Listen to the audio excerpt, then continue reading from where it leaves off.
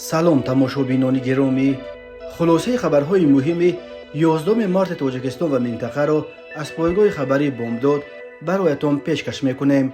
شروع میکنیم از یک نگاه کوتاه به سرخط خبر مهم روز. در این برنامه برقیه گجرال: ماه رمضان به مردم صبح و شام 4 ساعتی برق دهید. یک زاده اسفره همچون جاسوس قرقیزستان به 13 سال زندان محکوم شده است. امام علی رحمان: 24 تاجیک در خارجه دست به حمله تروریستی زده، 4075 نفر در کوفتکوف قرار دارند. سگ بوگیر از بغاج مسافر پرواز نوسیبیرسک خوجند 1,800,000 روبل یافت. فرو ریختن دهها ترمه در راه دوشنبه خوجند. و اکنون تفصیلات خبرها. وزارت کارهای خارجه قرقیزستان مذاکره ها را با مقامات تاجیکستان در مورد به قرقیزستان انتقال دادن یک شهروندش که در تاجیکستان با جرم جاسوسی محکوم شده است ادامه می‌دهد. در این باره روز 11 مارت سال 2024 خدمات مطبوعات وزارت خارجه قرقیزستان خبر داد.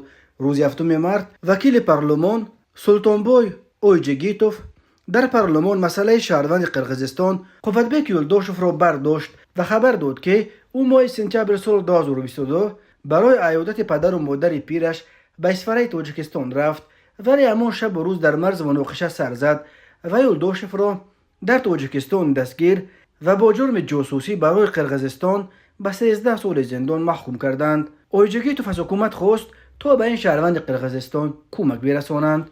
وزارت خارجه در پاسخ به مسئله برداشته وکیل پارلمان سولتانبوی اویجگیتوف گفت که وزارت خارجه و سفارت قرقیزستان در تاجیکستان درباره جریان قضیه یولداشوف از روز بازداشتش تا امروز درباره در کدام زندان و در چه شرایط ادای حکم کردن معلومات پوره دارند.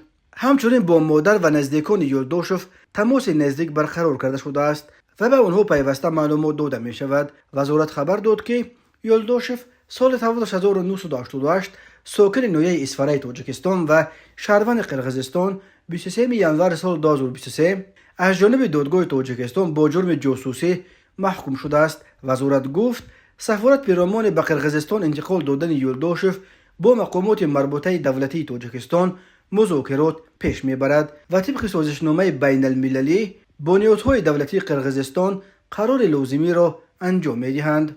ولی تاکید شده است در اطلاع وزارت خارجه به سبب ویژگی عیبنامه ضد شهروند قرقیزستان یولداشوف اعلام شده اهل مسئله انتقال او به قرقیزستان نظر به پرونده های معمولی وقت بیشتری را تقاضا می کند. یادآور می شویم ماه سپتامبر سال 2022 در مرز تاجیکستان با قرقیزستان از جمله در اسفره مناقشه مسلحانه رخ داد که در جریان آن 36 نفر از طرف قرقیزستان و 83 نفر از طرف تاجیکستان کشته شده، بیش از 200 کس دیگر زخمی شدند. این درگیری ها خونین‌ترین مناقشه در تاریخ نه تنها مناقشه ها در مرز تاجیکستان و قرقیزستان بلکه در تمام آسیای مرکزی پس و شوروی دانسته می شوند. چند پیش دادستانی کل قرقیزستان خبر داد که در حال حاضر بیش از 20 شهروند قرقیزستان در زندان‌های تاجیکستان ادای حکم می‌کنند. به گفته و اکثر آنها با جرم قاچاق مواد مخدر زندانی شدند، ولی آنها هم هستند که در رابطه به مناقشه‌های مرزی دستگیر و محبوس شدند. مقامات قرقیزستان تمام تلاش خود را به خرج می‌دهند تا قرقیزستانی‌های در تاجیکستان محکوم شده را به قرقیزستان برگردانند.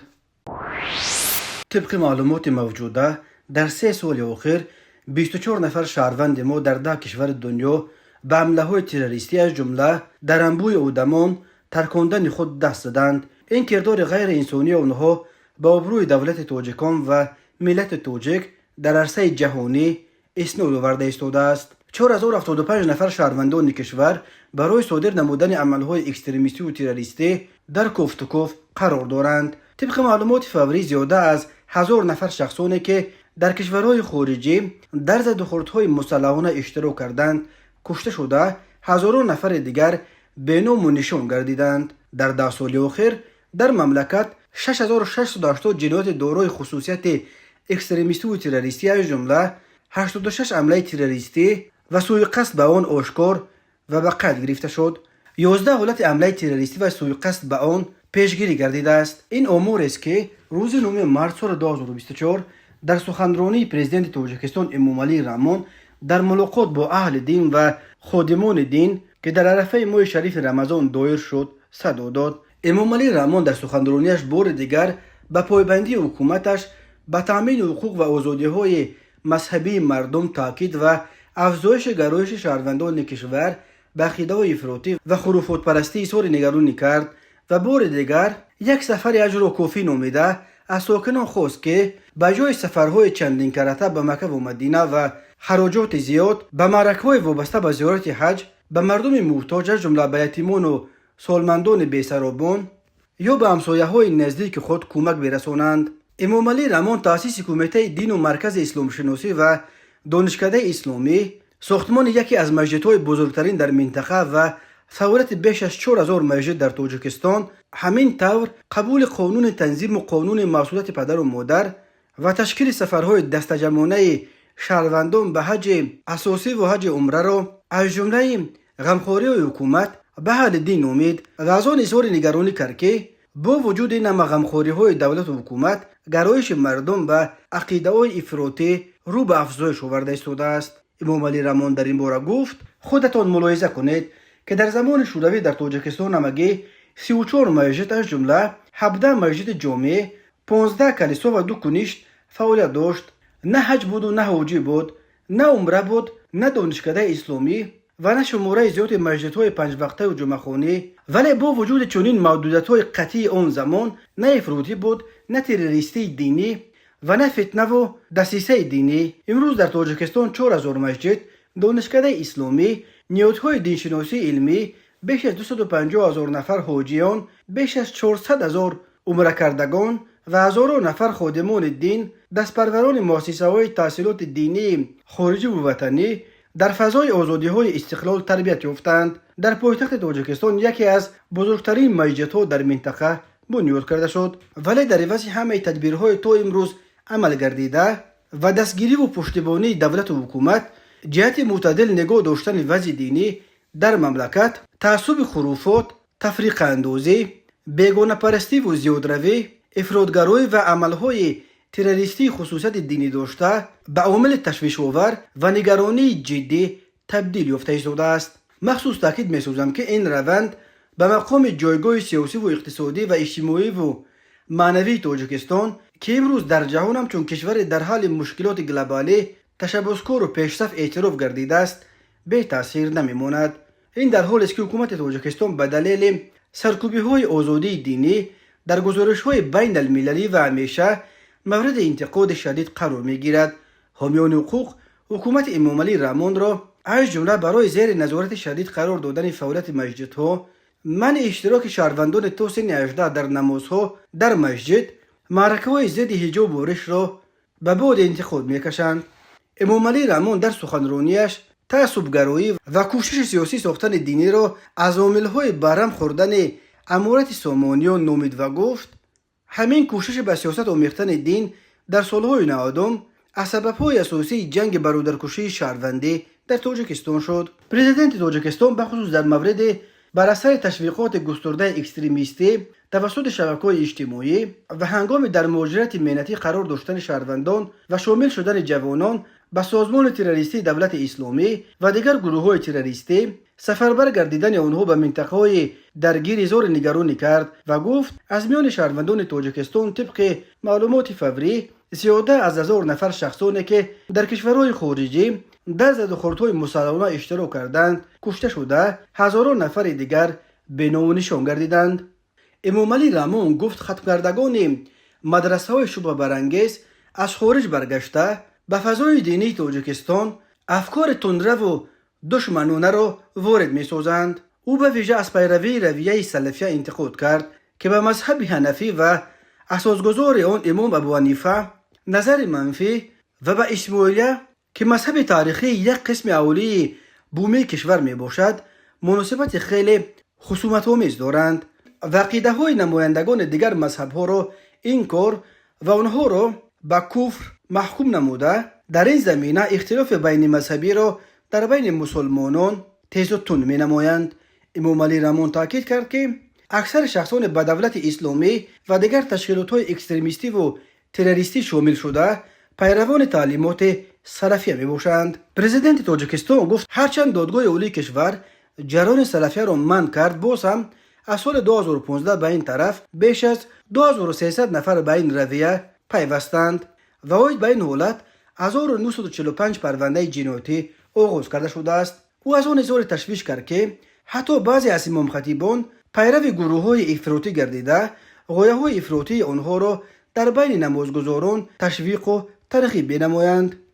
اما مویه هزمه نگرانی کننده جدی امام علی رحمان در سالهای اخیر از جانب بعضی شهروندان تاجیکستان در حدود دیگر کشورها صادر شدن عملهای مدهش تروریستی است که به گفته او این کردار غیر انسانی آنها به آبروی دولت تاجیکان و ملت تاجیک در عرصه جهانی اسناد آورده ایستاده است. به گفته پرزیدنت تاجیکستان طبق معلومات موجوده در 3 سال اخیر 24 شهروندان ما در 10 کشور دنیا به عملهای تروریستی از جمله در انبوی آدمان ترکاندن خود دست دادند.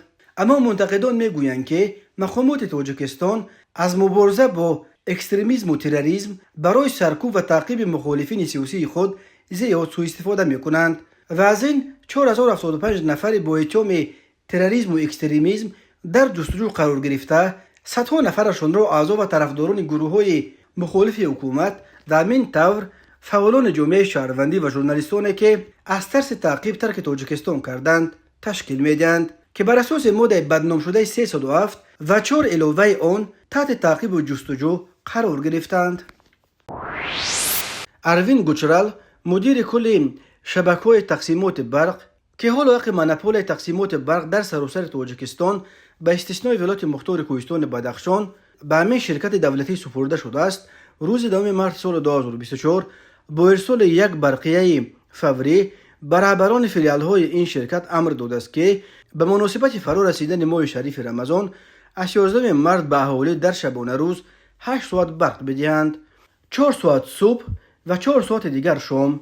در برقیه چنین گفته می شود رهبریت شبکه‌های تقسیمات برق شما را وظیفه‌دار می نماید که به مناسبت ماه شریف رمضان از 11 مارس سال 2024 تا حالت برطرف گردیدن محدودیت نیروی برق هم روزه از ساعت‌های 4:00 دقیقه تا 8:00 دقیقه و از 17:00 دقیقه تا 21:00 دقیقه اهالی مملکت را پوره با برق تامین نماید با مقصد رعایت نمودن برای سیستم انرژتیکی معیار استفاده برای نیروی برق و وقت محدودیت آن را زیر نظارت قطعی خود قرار داده طبق جدول پیشنهاد نموده جمعیت و توصیه‌های خدمات مرکز دیسپیچری برق تاجیک کاربری نماید. دیرکتور گنرالی اروین گوجرال طرفداران حکومت این برقیه را همچون نشان غمخواری حکومت در حق مردم در ماه شریف توصیف کرده ایستادند، ولی منتقدان میگویند در عصر 21 به اهالی در شبانه روز همگی 8 ساعت برق دادن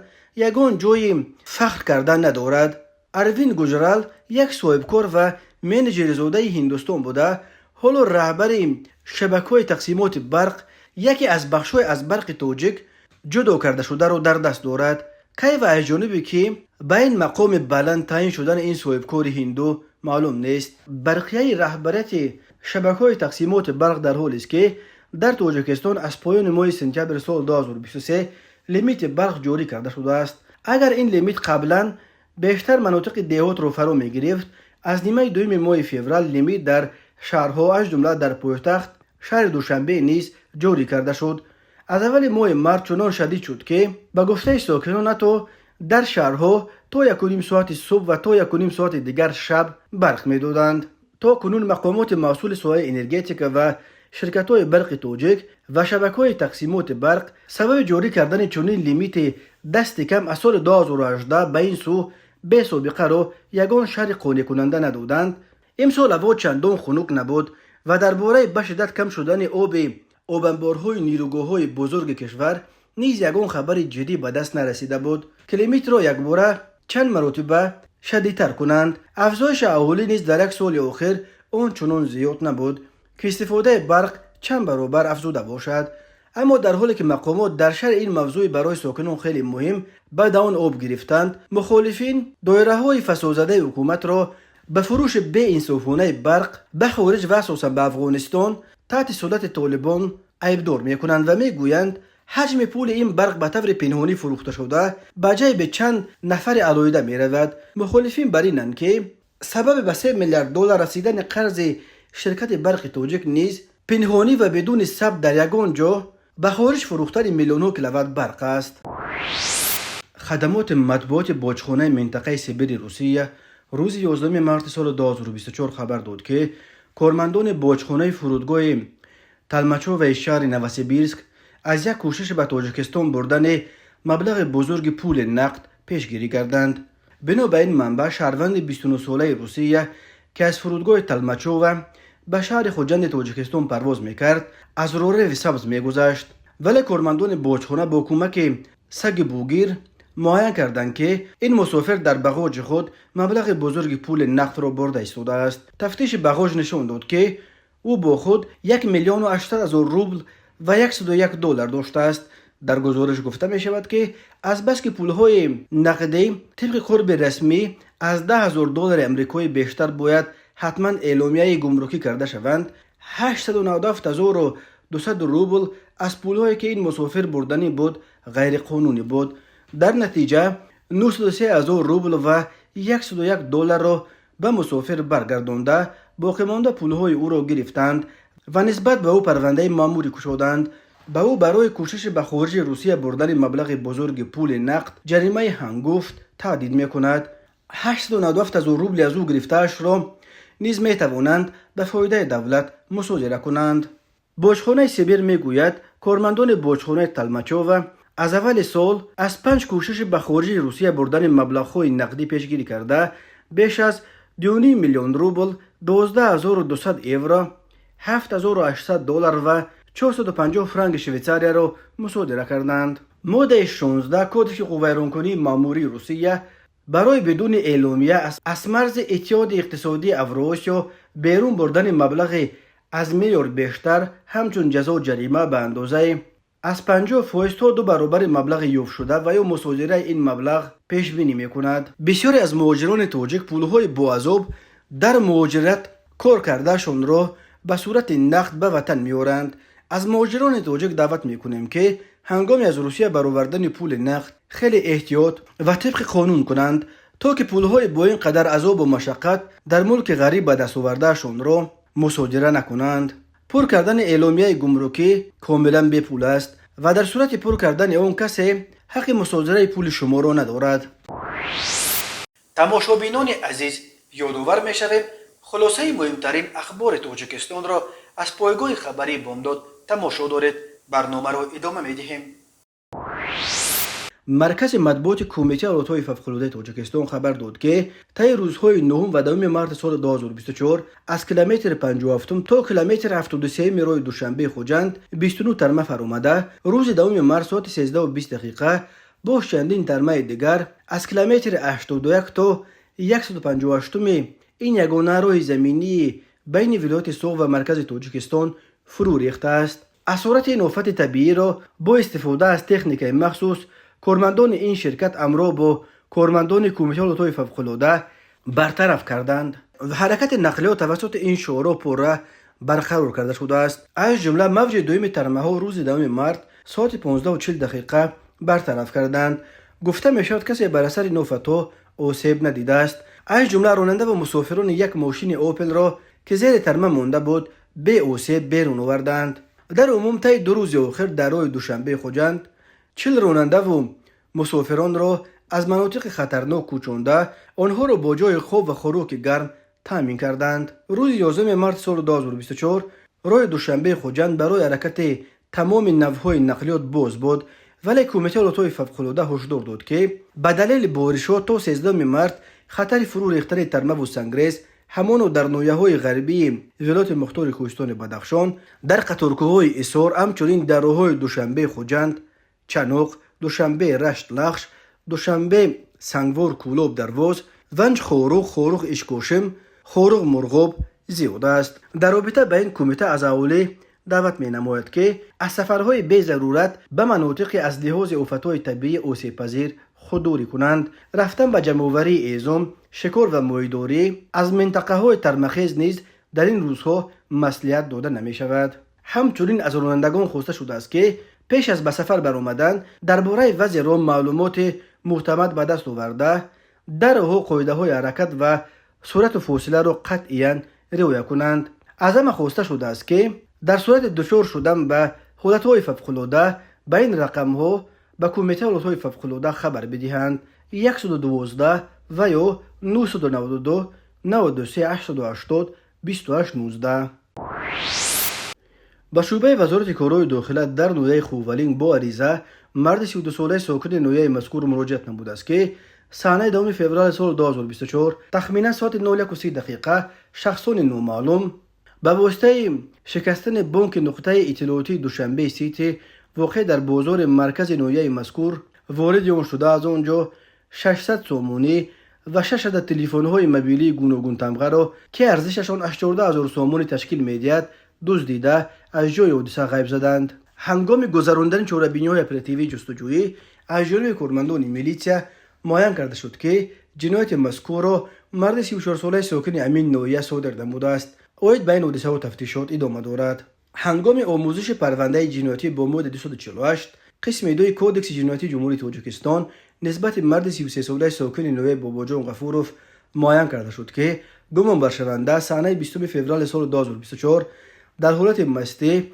در نزد بنای یخماس زیبانیسا واقع در حدود شهرک غفوروف نویه مذکور قرار داشتنش آشکارا با استفاده زوراوری از طرف مرد 41 ساله ساکن امین نویه یک عدد تلفن موبیلی تمغه سامسونگ A22 که ارزشش 2470 سامانی را تشکیل می‌دهد تصرف نموده از جای حادثه غیب زده است. از روی حادثه مذکور تفتیشات ادامه دارد. شام 8 مارس سال 2024 تخمینا ساعت 19:40 دقیقه راننده افت-ماشین بارکش تمغه مرسدس بنز سلیموف امیرجان سال تولدش 1999 ساکن شهر مذکور هنگام حرکت در کوچه زیبانیسای شهر خوجند از عهده دوره واسطه نقلیاتش نبرآمده پیاده‌گرد نابالغ نصرالله محمد جان سال تولدش 2014 ساکن همین شهر را پخش نموده است.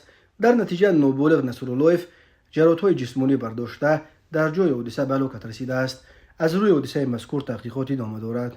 ضمن برگزار نمودن چاره‌بینی اپراتیوی جستجویی از جانب کارمندان میلیسیا معین کرده شد که زن 43 ساله ساکن نویه جبو رسولوف ماه اپریل سال 2019 تا ماه آگوست همان سال در حدود شهر خوجند با راه فریب به باوری مرد 34 ساله ساکن شهر مذکور در آمده از او 660,000 سامانی را گرفته از این 180,000 سامانیش را برگردانیده باقی مانده 480,000 سامانیش را تا حال برنگردانیده است. اینچنین هنگام گذراندن چاره‌بینی اپراتیوی جستجویی از جانب کارمندان میلیسیا مرد 37 ساله ساکن شهر خوجند با گمان صادر نمودن کردار قلابی دستگیر کرده شد. گمان بر شونده ماه نوامبر سال 2023 در حدود نویه جبو رسولوف به راه فریب به باوری مرد 36 ساله ساکن امین نویه در آمده از او 2 عدد واسطه‌های نقلیات تمغه بمو و لکسوس که ارزش عمومیشان 535,000 سامانی را تشکیل می‌دهد گرفته به شخصان نامعلوم فروخته 215,000 سامانی را داده باقی مانده 320,000 سامانیش را تا حال برنگردانیده است.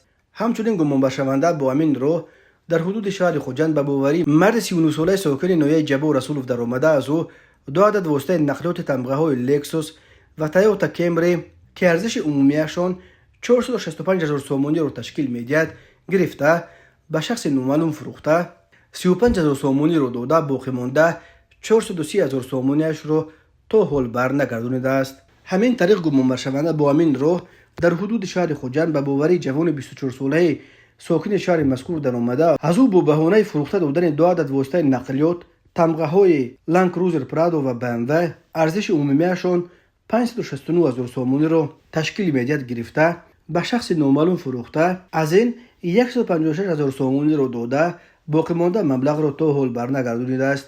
نسبت به گمان بر شونده با ماده 247 قسم 3 کودکس جنایتی جمهوری تاجیکستان پرونده جنایتی آغاز کرده شده تفتیشات ادامه دارد. تماشابینان عزیز و گرامی، این بود مرور به خلاصه چند خبر مهم امروز تاجیکستان. خبر و گزارش‌های بیشتر از تاجیکستان و درباره تاجیکستان و اطراف آن را در سامانه پایگاه خبری بامداد در این نشانه پیگیری نمایید: www.bomdad.com. خوش باشید.